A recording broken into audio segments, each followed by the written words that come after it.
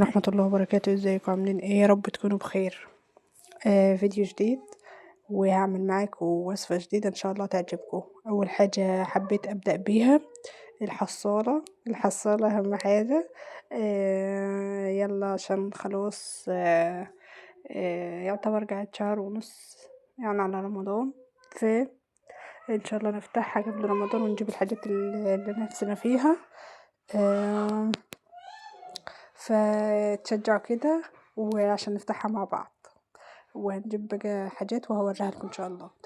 تمام. فاول حاجه بحب ابدا بيها الحصاله. وانا حطيت فيها فلوس، وكل ما بيبقى معايا فلوس بحط فيها يعني وكده. تمام.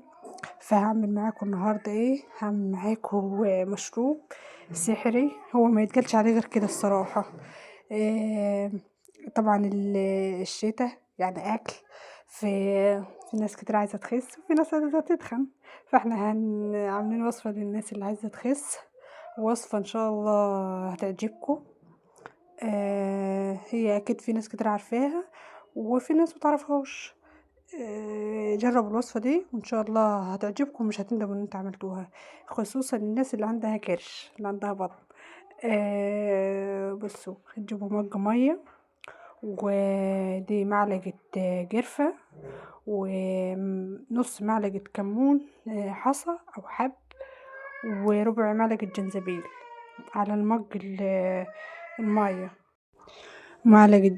ربع معلقة جنزبيل، يعني دي نص معلقة كمون، ومعانا ربع معلقة جنزبيل أو زنجبيل على حسب ما انتوا بتتبعوا يعني. فهنحطهم مع بعض وهنحطهم يغلوا على النار، وبعد كده هوريكم نعمل ايه. بصوا يا جماعة، الوصفة دي تاخدوها قبل النوم واول ما تصحوا على الليل، يعني ان شاء الله لو محسيتوش بفرق ملحوظ في خلال اسبوع، يعني بجد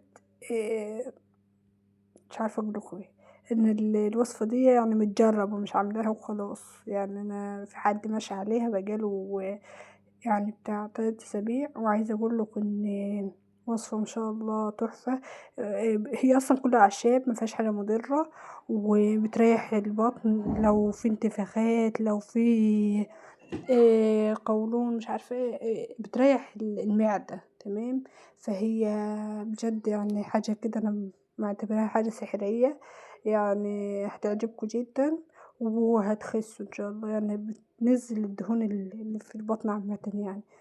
فجربوها وان شاء الله هتعجبكم جدا. طبعا اللي وصل لحد هنا منساش يعمل لايك واشتراك، ولو مش مشتركين في القناه اتمنى ان انتوا تشتركوا معايا في القناه. ودي حاجه اخيره.